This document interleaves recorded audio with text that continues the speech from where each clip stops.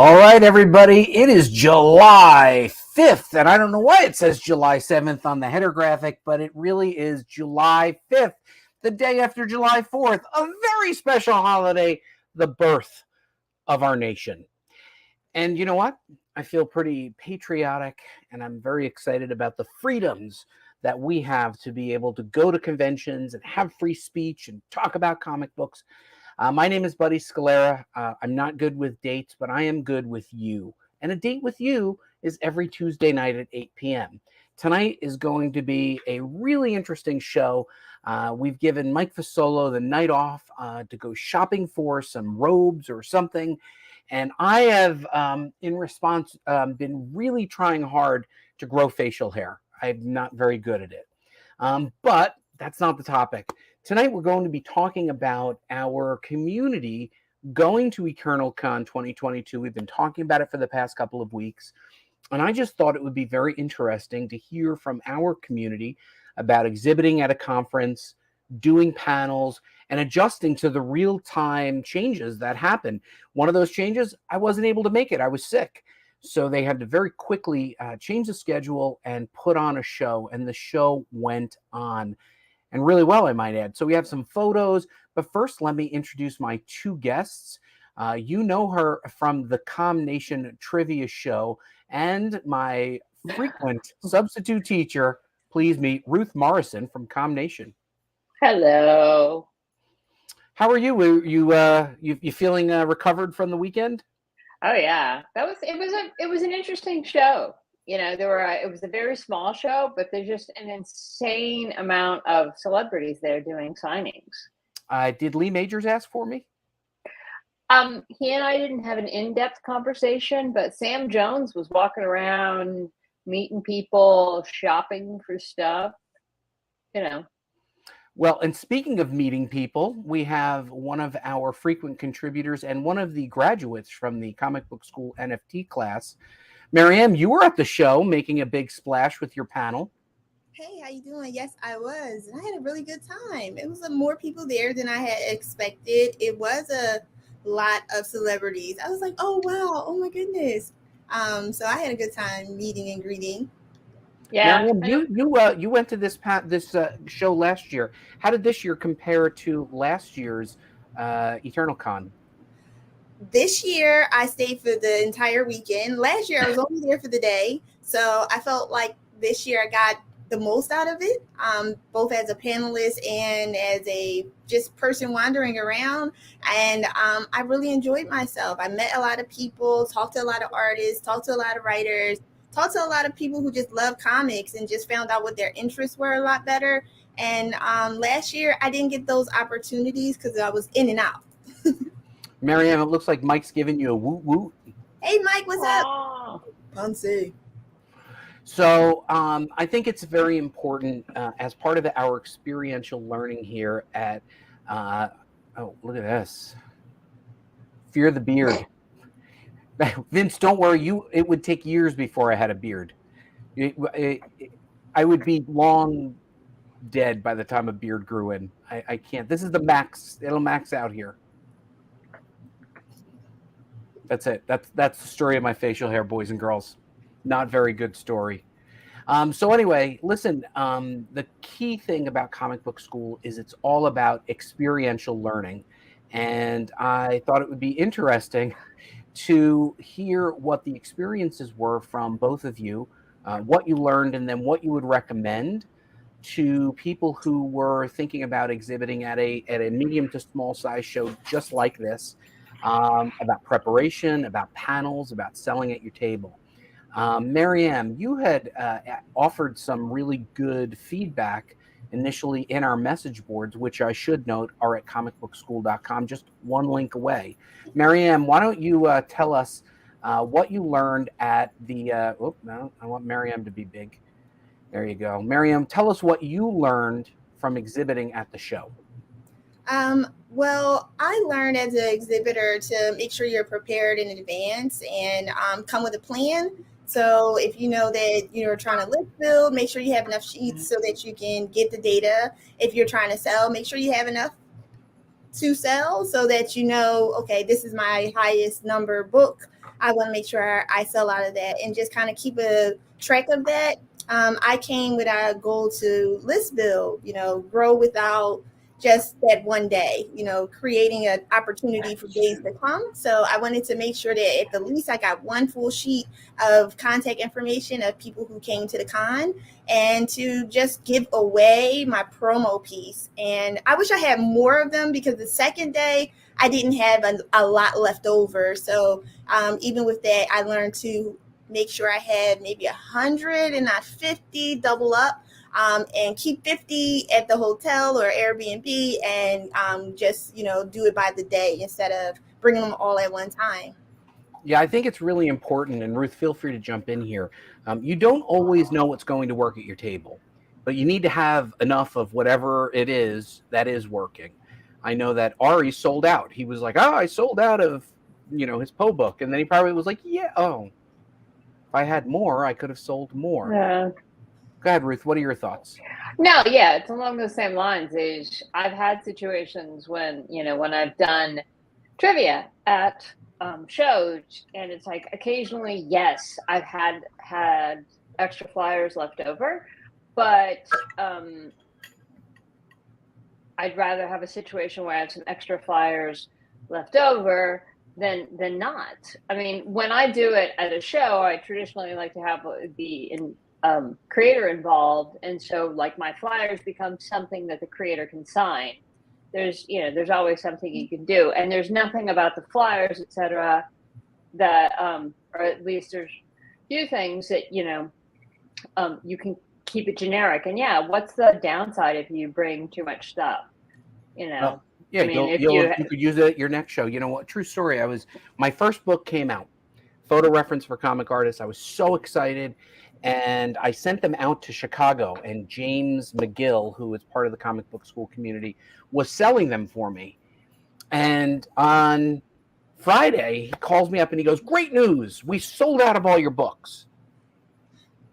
And I said, "How is that great news? It's Friday. What else is at the table?" He's like, "I don't know."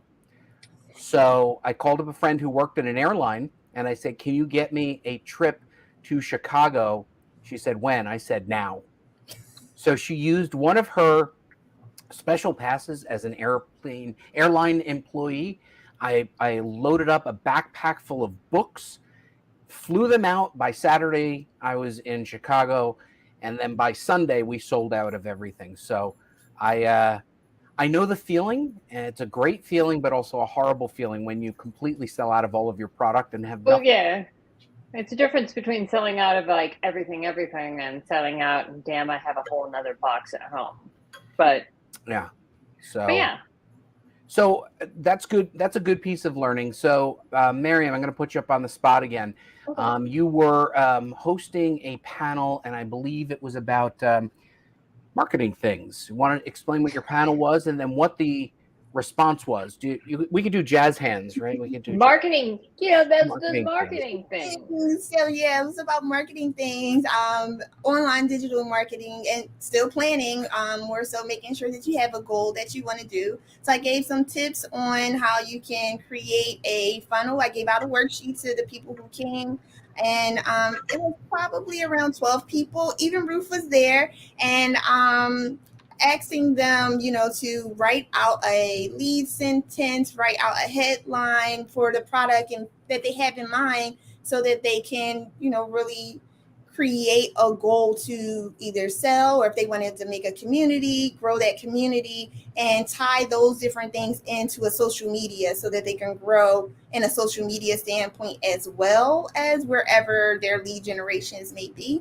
And I got some really good questions from the audience, as well as I asked them to share out the teacher talk and tell me, what did they write down, and help them correct it so that it really creates a call to action. Maryam, you say teacher, but I just want to say Maryam is actually, or was, a school teacher. So, when she calls on you, you better be ready. Answer. Yes, you have your hand up. What were you going to say, Ruth? Yeah, the thing I thought was telling was the tech guy who was just there to make sure everything was running smoothly. a couple minutes into Maryam's presentation, he was like listening to her, and he made the choice to come around and sit down in the audience and actually actively participate because he found the information really nice. And the thing that was also nice is it was just like, it was very interactive. It wasn't just the generic, here's what you do. It was, Maryam was so good about asking people and tailoring it to what they were looking for, and and making it really accessible for folks. So, Ruth, while you're there, I guess in, I don't know, heaven. What are you in heaven there with? You're all dressed in white. The whole background is white. Since you're already there, describe the hell of one of your panelists who's supposed to deliver a presentation not showing up. I should note, everybody, that's me. I was sick. I didn't show up, and Ruth and Ari were there to deliver a presentation. We have it here with us. We'll give you a quick preview of it. But Ruth, what's that like? It was super fun. Well, it was a situation a million years ago. I was submissions editor not submissions editor, but I would take submissions and such at a former comics company that I worked at. So I had a general sense of, but it was also like there's certain things, I thought they were kind of common sense. I didn't realizing that I basically had to put something on the fly. I did the thing, I stuck with what I know or what I knew, and having been inspired and having seen Maryam's where she's just talking to people and like, what are you looking for? What are you trying to do? That's what I did. I also had Ari, who's brilliant and also a former school teacher. So, so I was like, okay, so we started with, what are you trying to get out of being at this panel today? And, where are you kind of thing? And just like talking them through it. And I'm not sure what your presentations, et cetera, woulda, coulda, shoulda been. But I just took them through it. It's like, I said, first thing, come join the community, subscribe to us, et cetera. And then, decide what it is you're going to do. Thank you, Maryam. I completely stole that from her. And then just, figure it out. Do the work, do the research. And then again, this is some of the advice that I picked up having watched your show. Like a lot of people, they have this dream, they have this thought, but they don't want to talk about it. They don't want to tell your friends. And absolutely tell your friends. And, and then you remember when Shelley was talking about, smile and take the note. We're talking about that. And then talking about like, strategies for having a relationship and, and be gentle with yourself, take the expert advice. And then of course, come back to the community. And Ari talked a lot about some of the projects that we had and some of the resources that you offered, et cetera. And talk through the various things they could do. It was a very high level. I wasn't trying to sit there and like, give in-depth stuff, but like high level stuff that I knew, like, like artists who have a tendency of spending too long on a piece of artwork.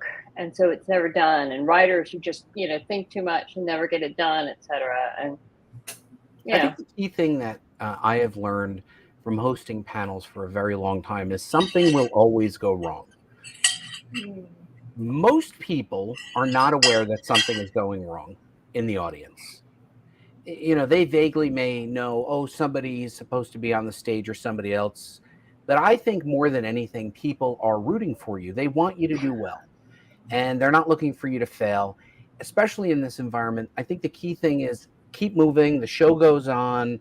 And do your best. And I think that what your experience was, Ruth, was the show went on, you gave them a good experience, and you just did your best. And I think that you stayed on message, the comic book school message, and I think that that was exactly what you needed to do.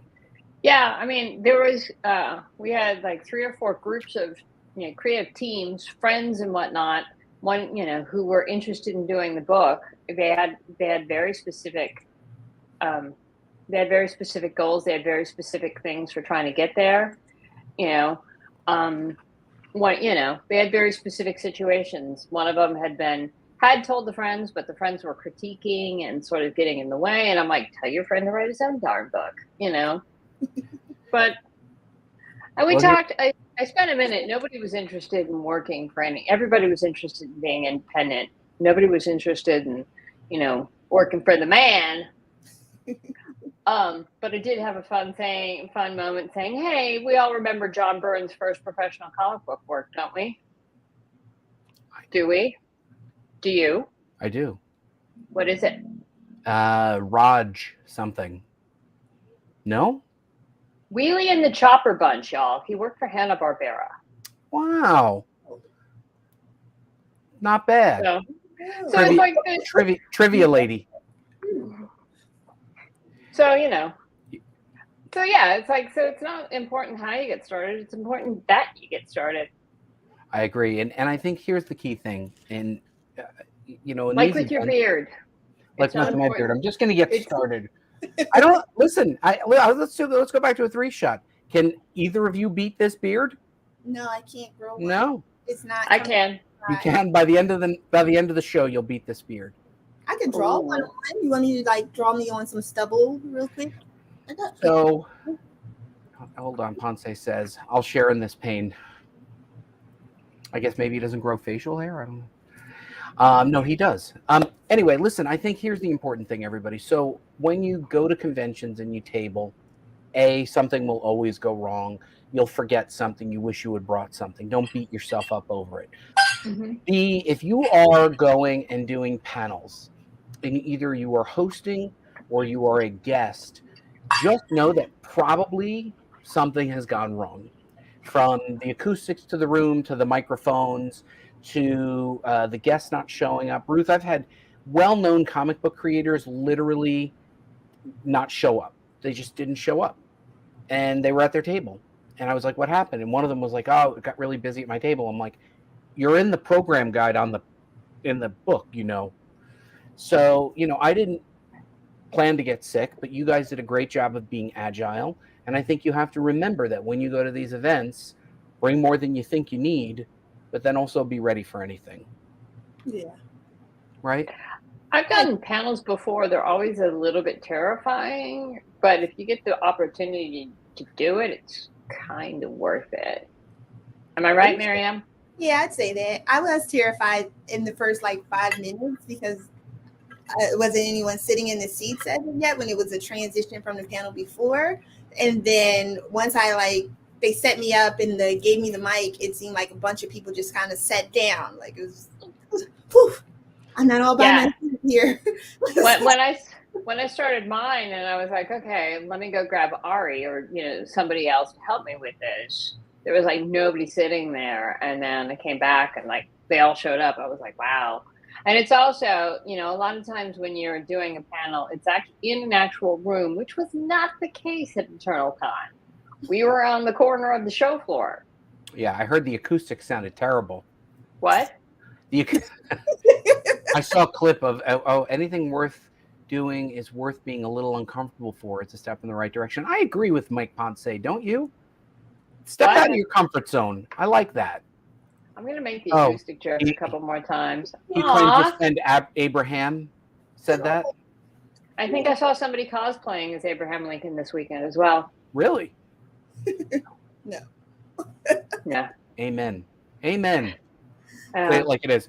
All right, listen. Final thoughts on the event from this weekend from any perspective, from either a fan to an exhibitor to a panelist. I'll put you on the spot first, Maryam. Final thoughts. Prepare in advance and list build. List build. I like that. I like list building. All right, let me put Ruth up. Hold on. Let me put Ruth on. Ruth, final thoughts. Well, it was, you kept saying it's a bit of a smaller show, etc., but those can be really impactful. I mean, it's a small thing, and it wasn't really what I went for, but it's I ended up it was easy to see. I didn't wait in lines for signatures or anything, but it was just like they were all right there, and I could see them really easily. And and then as I was saying, a bunch of them were walking around. It was a nice small show, so you actually, you would see them and you would see them close up, and that was kind of fun. I mean, I was in the elevator with a couple of them from time to time, and it was just, it was a lot of access. And then the creators that were there were just, nice and chatty, and because of the fact that it was a small show. So sometimes you're like, oh, well, I'm only going to the big shows. It's like, yeah, but a small show, that can be very intimate and that can be very impactful. Yeah. Well, and I think what's important that you bring up there, Ruth, and hey, Deborah, welcome to Comic Book School. She's one of our noobs. Hey, Deb. I have to say, it's people want to jump into the big show. I think you will be better off. Yes, that's right. She's from Three Spaces. Maryam, I introduced you. That was one of the intros that I gave to you. It is. So she's an NFT creator focusing on women and projects by women artists. So and we talked about her in the last show. The rock band The Who played in front of a lot of small drunk bar crowds before they got to play in front of the Queen, right? And then they got to work out their bugs. This was a great example of going to a small event and making it into something. Maryam, you were right. Build your list. You know what we got over the weekend, guys? Quite a few downloads of the anthology and a few signups for the email newsletter, right? People came and they checked out our anthology. Yeah. And I think and I think the Comic Book School, let me just, for those of you who are interested, you can, where are they? Where are our anthologies? They are right here. I will pull them up in a moment, but I think the key thing is play it real, learn from the experience, and then use that experience at a bigger show, and work your way up. Because if you don't, you will be unprepared for the big show. So that's it. I'm going to show you real quick for those who are not familiar. I'm going to show you a wonderful anthology, which you can download for free. Here are the two anthologies. People came to the website at the Comic Book School. You can go to the comics, you can go to our anthologies. And these are free checkouts. And at the show, apparently the community and the panelists were talking about it, and it led to a couple of downloads. These are free, and we encourage you to get things that are free. I have a very special, check this out. And it's going to take us all back. Let's just say, oh, you're catching up on all your stuff since New York. Got it. It was just serendipitous. Somebody had given me a bunch of their comic book collection, and I love old fanzines. I did work at a few fanzines, CBR, CBG, Wizard, and just this weekend, this fell into my lap, and I found an article written by none other than, let me go full screen here. Let me go big screen, buddy. Look at this. Oh, I know her. I was look at how old Ruth. This is from May 1995. You were interviewing Tom last year. Last year. That is amazing, and actually a very well written and researched. Let me read the first line. She asked Tom, "Why are you no longer editor-in-chief at Marvel? Did you jump or were you pushed?" Woo! Way to start off the conversation hot. Heavy questions. Juggler. Wow, Ruth, that was, and as it turned out, Tom answered a little bit of both. So you got the inside scoop. If you are looking to check something out in the back issue bins from May 1995, Hero Illustrated. Oh, Ruth, wasn't that what a weird thing, huh? I know. So with Hero Illustrated, when did that go out of publication? Hero Illustrated, I actually had a recurring thing where I did, and this was part of how I felt like I could wing it with your thing of what comic book creators need to do to get started, is with Hero Illustrated, I had a recurring thing where I would do an in-depth I would do an in-depth interview with, like, what's your process? How do you do it? How does it get done? If it was an artist, I would ask them for, to like photocopy, give them copies of their pencils, stages along the way. So, Ruth, you great job. Good article. Hey, and by the way, speaking of great job, before we go, I would be remiss if I didn't share a few photos that Maryam shared with us. And I'm going to try and do this the right way. How do I do this? Do I do it like this? I guess I'll just do it like this. Everybody, there you go. This is Maryam, and I think this was your ride to the. Yeah, that was a friend of hers. Yeah, Iron Man, and he picked me up, brought me along the way. So nice. This is A. Rubin setting up our elaborate table, which is a little bit of everything, including your digital marketing agency banner. This is Ari and Kathy Kirch from My Writing Hero. I guess there was no place to hang the Post-it note. So Ari, what was he doing? Holding the banner? He was writing on it and telling like side notes as the audience participated. Oh, Vince thought I had given him too many woos, and then Deborah laughed. And then that was Tony Stark's Uber. That's right. That was Tony Stark's Uber. This is Tony Stark's Uber. All right. So we have Kathy, and then you met with Nelson DeCastro. Yes, he gave me a lot of art tips on how to improve my illustrations and my coloring, like digital coloring. And cool shirt, by the way. Yeah, others wanted to get one. So you have like a list of people who were like, I want one. And well, maybe this year I'll sell my shirts. This way we'll pay for comic book school somehow. There you go. You met what? Thanos on vacation? What was this? Yeah, exactly. That's exactly what he said. He said he was on vacation and he came by EternalCon to check everyone out and not do the snap. Not do the snap. Okay, good. This is Ariel, and who is this person she's with? Her love. She loves him. Well, I don't know, who is it? Did she meet him at the con, or did she know him ahead of time? That's essentially our question.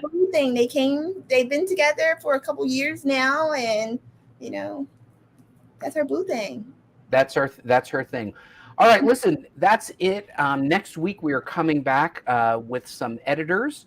What is this? I would definitely wear some comic book school shirts. Put them in the shop. Yeah. I think you're right. Maybe I'll turn a profit 1 century here with comic book school. Yeah, I'm looking for a P for the P&L sheet. There's no profit; it's all loss. But with you guys, it's all kinds of win. I will tell you, you guys did a great job at the show. I am so impressed. Thank you for representing comic book school next week, and next show rather. Blah, blah, blah. Final thoughts, Maryam. Come as you are, be who you are, and speak to the audience, and do your thing. All right, Maryam, I'm putting you backstage. Don't run away. Hold on. Wait, Deborah said she wants to be on next week, so she's going to be on. So we'll have her join. Go ahead. Give us the final thought, Ruth. Final thought is what you just said. It's folks who like bands like the Who go to the bar. They don't make the money necessarily on the gate, the folks paying admission. They make the money on the T-shirts. So you know what? If you've got T-shirts, bring them, sell them. Worst case scenario is, hey, you bring them home. People like that kind of stuff. And if they decide they like their product or like you, they'll want to buy them. I agree. Put on the tag, this shirt keeps the light on, just one light. And Vince laughed at his joke.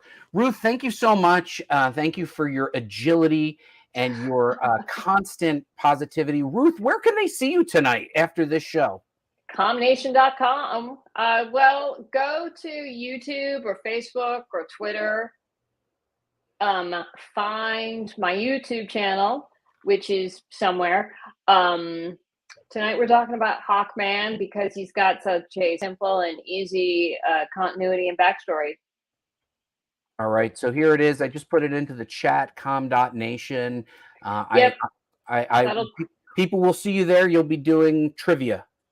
Yeah, people will see me on my YouTube channel, or the Facebook, or it's that kind of thing. Like they do with you. Just go the calm-nation, do a search. We're doing Hawkman tonight. I was kidding about the simple back, what it's very complicated. It's late and I'm going to wrap up. Hang out backstage. You and Maryam can help yourself to all the Twizzlers you can eat. I'll see you in a minute. Ooh.